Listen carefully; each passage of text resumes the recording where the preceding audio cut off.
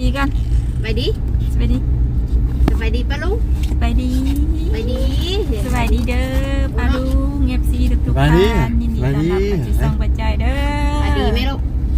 พอบุญพาใช่อยากไปใส่ก็อยากไปนำไปผูกแขนไปดีพี่ตู่ไปโทรน้ำชิมาได้ยี่เบ้อถ้าโมไปดีเนี่ยเอาลงนี่นี่เอาลงจากรถนี่นี่ไปนี่วะไปนี่ได้เนาะไปดีได้เยอะสบายดีกันให้กันรอจะเอาลงจากรถสบายดีสบายดีเงียบๆกันทุจ้าถ้าหัวใจนี่เสียลงจากรถใจหนานะขอบคุณจังดิย่านดิสบายดีย่านดิเห็ดรูอยู่คือไข่ต้มนี่สบายดีสบายดีไปดีก่อนไปดีเงียบๆเลยถ้าไปดีอุ้มลงนี่นี่น้องเสียวลงจะรถไปฮะลงเลยเมื่อชมผมจะอยู่น้ำผ้าเลยอยู่น้ำผ้าเด้อเล่นหนาบูดสิหนา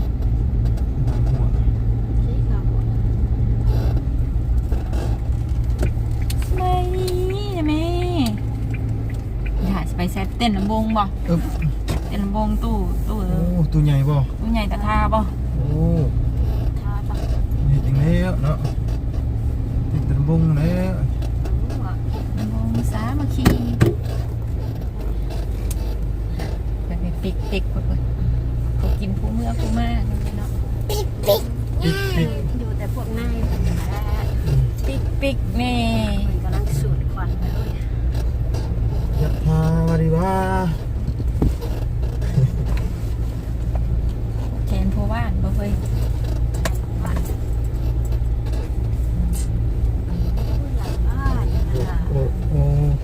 แพงกันเนาะแพงกันจุ๊บแม่กันทำอยากไปน้ำพอดี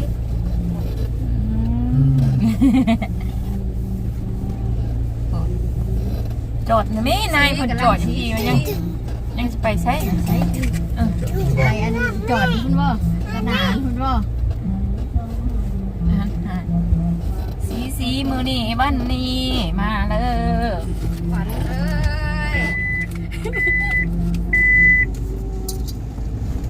จำไม่ได้รถป้าบุญบ่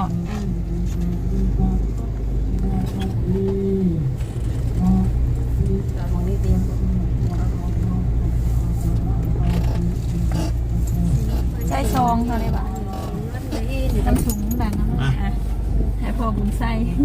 ใช่แล้วมาบ้าเมืองยุทานบุญได้นำหนานะไปเดี๋ยวเขาสิบ่ท่านได้เปิดเพลงนะไปลงไปเอานั่นไปไม่หนาวไว้บ่เพิ่นกำลังสู่จะไปคุกมาเป็นไปคอยมาสาวันนี้คนจะไปคุกมาเป็นไปย้อนไปมาสาวันนี้คนจะไปคุกมานอนเป็นเรือก็ให้มาสาวันนี้คนจะไปปลูกมะเขือเป็นดอกก็ให้มาสาวันนี้คนจะไปยอมเป็นยังสัตว์ใหญ่กัดลงก็ให้มาสาวันนี้คนจะไปลงเขาในโกดแก่การก็ให้มาสาวันนี้ก่อนจะไปอยู่การนั่งไม่มูสนีก็ให้มาสาวันนี้คนจะไปในนาที่หวยห้องก็ให้มาสาวันนี้ก่อนจะไปถือวงทองพัฒนาให้ตามมาคนจะเดินไปนาอเมริกาแล้วก็วังคนจะไปนาหน่อยให้คนลงน้ำก็ให้มาเสริมวันนี้คนจะไปตกน้ำบางเมื่อไหนได้เอิญมาเยอะคอยที่ห้องเองเอิญคนเจ้าให้ตามมาว่าเยอะก่อนเลยก่อนจะตกไปไกลต่างประเทศเย็นคักกันต้องให้มาสาวันนี้คนจะตกไปต่างเขตเมืองอและเมืองกวนก็ให้มาสาวันนี้คนจะเป็นตกเมืองย้อนต่างประเทศก็ให้มาสาวันนี้คนจะตกไปต่างประเทศเขตเมืองไทยก็ให้มาสาวันนี้ ก่อนจะตกไปไกลเมืองดาเวกก็ให้มาสามื้อนี้วันนี้ก่อนจะตกไปเมืองแก่เรือจานนี้ก็ให้มาสามื้อนี้วันนี้ เจ้าบรรยากาศ ก่อนจะตกไปเมืองเกาหลีและญี่ปุ่นก็ให้มาสามื้อนี้วันนี้ก่อนจะไปเตรียมตกก็ให้มาสามื้อนี้วันนี้ก่อนจะไปเมืองบนและเมืองกาก็ให้มาสร้างวันนี้ก่อนจะตกไปเที่ยวแมกกามาและอินเดียก็ให้มาสร้างวันนี้ก่อนจะตกเมืองกัมพูชาและไซออนก็ให้มาสร้างวันนี้ก่อนจะไปโปไปฮอนตังไก่ก็ให้มาสร้างวันนี้ก่อนจะไปอยู่ไปเรียบเตือนก็ให้มาสามื้อนี้ก่อนจะไปอยู่เกลือน้ำป่าก็ให้มาสามื้อนี้ก่อนจะตกไปน้ำนาคาบุญนาก็ให้มาสามื้อนี้ก่อนเสิญเอาขวัญหมู่เจ้าให้มาเข้าสู่คิงว่ามาเยอะก่อนเอ้ยสยาตุปวังสยามังกละสยามหามังคุจันตโลธรรมาวัจันติอายุวันโนสุขังพลังเอาสาธุสาธุสาธุอ่านเนาะวันนี้ก็ถือว่าการทำก็ถือว่าเก็บสิ่งนะครับพี่น้องวันนี้ก็ซื้อเนาะทางคณะพักคณะปกครองเนาะทุกกันทุกกระแดงครับมาน้องเขาได้หลายน้องพี่น้องเนาะคือว่าได้เรื่องงามยันดีน้องพี่น้องเนาะเอาขึ้นเถาขึ้นเกตักเกนะโฮมคณะพักคณะปกครองว่าที่ตั้งเมืองมาทางไหนเกิดไปส่วนหรือว่าชาวบ้านของพวกเขาเนาะมาผูกเกณฑ์ทับกับเกณฑ์เอานายบ้านของพวกเขาเนาะผู้สินำพาพ่อแม่ไปส่วนไปพบความเจริญหรือว่าความพัฒนาของบ้านเฮาเนาะนี่ก็เชิญเด้อผู้อยู่โลกอยู่ในภายนอกภายในมาผูกตัวแทนนี่แหละทางในบ้านเนาะ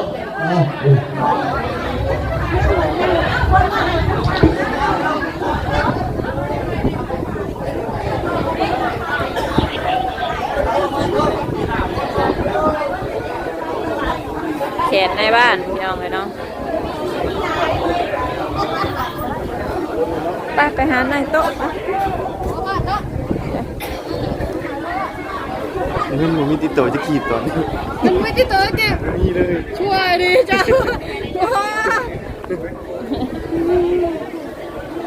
มาพอดีนี่กะสิประมาณนี้ก่อนแล้วก็จอยเลยนั่งค่าตัวได้เปลี่ยนตัวนี้บ้างตัวนี้มั้งนั่งได้ไหมพ่อนั่งตัวไหนก็ได้นั่งตัวนี้ตัวนี้ป่ะนั่งตัวไหนก็นั่งละจีเบียร์ป่ะเต้นใช้มือนี่เต้นใช้มือนี่เหมาะกันแล้วได้ที่กัดอยู่ใช้มือนี่ที่กัดอยู่ใช้มือนี่นะยูริไปนี่จ้ะไปนี่จ้ะตั้งเลยเอ้ยงามแท้นี่งามแท้เด้นี่ชายเพื่อนเจ้าผู้รียูจับประวัติบไว้พอตัวยังไม่ได้มาบ่เมื่อยแล้วหมู่บ้านนี่ไปดับนางงูกับมาไก่เลยตีกลับดูขนองนี่จนอ่อนขนาดนั่งเลยค่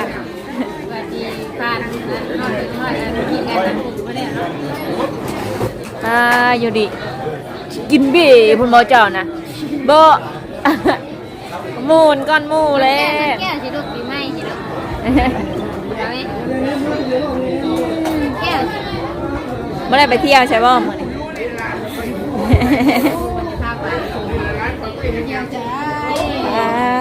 บัตรในทางนี้เนาะตู้แท้ว่ะเปิดลำบงสามัคคีนี่จะก็ยักออกใกล้เลย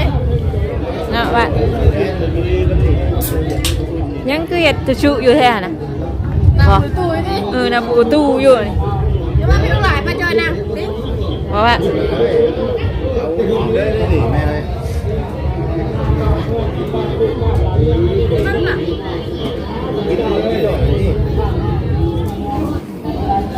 วาสนา เริ่มเจอเริ่มพี่นี่ก็ลองวาดนะ ลงมาได้ไหมลูกงอกย่างนะงอกอย่างไรย่างขึ้นหาปูแทน มีป่ะ ฮะ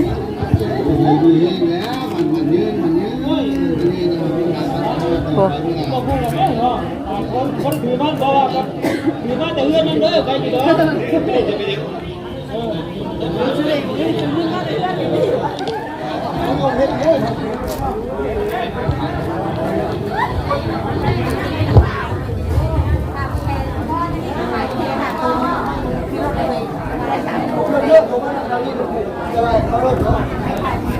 ใช่ลูก พันไปยิ่งบ่ทุกคนเอง ชนแก้วกันนะครูอยู่ดีก็วาสนาชนแก้วแล้วเต้งอยู่ลูกเต้ง ใจจริงพี่น้องเองบ่มีอย่างอายบ่ปะจืด ความสมัครสมานสมัคคี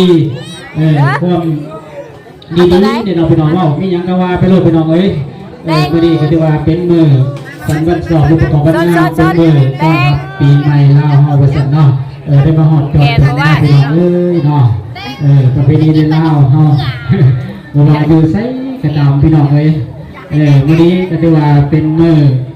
เริ่มต้นพี่น้องเนาะเอาเราอะ เบอร์แมวให้ใหม่นะคะดูอ่ะป้าต้องโหเห็นหมูได้ซองก็อยากได้ซอง ปีให นะ ม่ลาวมาฮอดเดียวก็ขอให้มีแต่สุขแต่ลาภเนาะมันจะเกิดสุขคนเนาะพอแล้วลูกพอแล้ว คนเจ็บตัวผู้ใดคนไข้จะดีพี่น้องเอ้ยให้ทิ้งเลขไว้ว่าสิหวยก็ให้ถึงเด้อพี่น้องเด้อผู้สิมาในมื้อนี้เนาะให้ติ๊กเลขติ๊กไว้เลยเบอร์ ชื่ออยู่บ่ชื่ออยู่บ่ ขนมแกงเนาะพี่น้อง เมื่อนั้นเธอบอกข้างแม่ฉันไม่ได้ซื้อ ดีมีแห้งสาธุนำกันเนาะเจ้า จักเทียนขึ้นมาเลยเขาถามสามมันตายมันสิเป็นลูกเด็กกระต่ายนอนยังไม่ถึง เจ้าไอ้คนเจ้าเนี่ยน้องพา หนูพักนี้ บริสุทธิ์เด้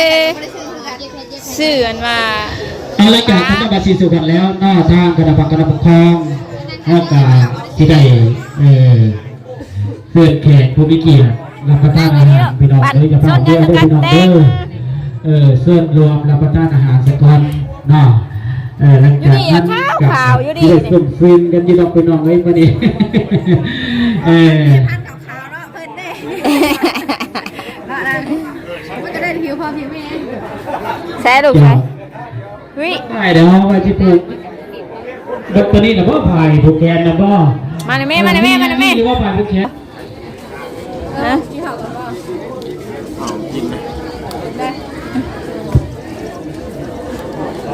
มึงกับปิ้งไก่ไว้ยังไม่ได้กินชิคกี้ร้านมา บ่ ชิคกี้ร้านมาปิ้งหนึ่งหมักน้ำได้หนึ่งหมักน้ำน้ำเพื่อนได้ ต้มลูกหลานมาได้กุ้งแล้วนั่งคนไทย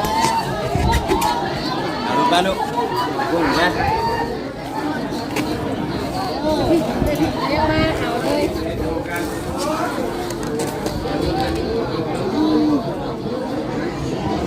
วาสนาตาชุ่มชื่น ต่อปกสเป็นหลักของบ้านเลยเป็นหัวของศาสตร์พี่น้องเนาะไอ้น้องอะไร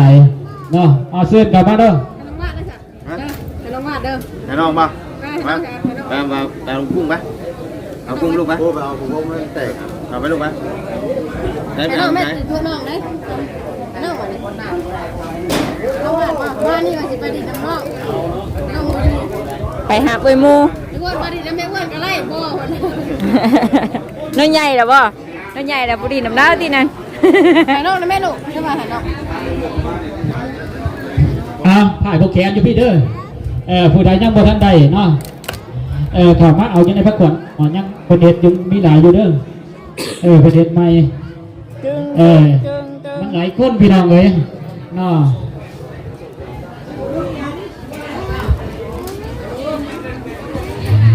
หลังจากนั้นการแสดงสร้างน้ำสปอร์ตก็ได้ไปนอนนอกจะออกจาก พี่น้องกับไปจ่อยกัน เข้าสู่พิธี ขอบคุณ คุณ ทางการนะนะ ลุงเลยที่เขา รับประทานอาหารพี่น้องเนาะ มาสนาน้อง ไม่ได้ตัวได้ตังค์เป็นคนนะครับไปทั้งไหนพี่น้องเนาะขอจบเพียงสมีก่อนน้องไปแล้วกลับมาสบายดีพี่น้องเลยเป็นสิเปิดเพลงอะไรนี่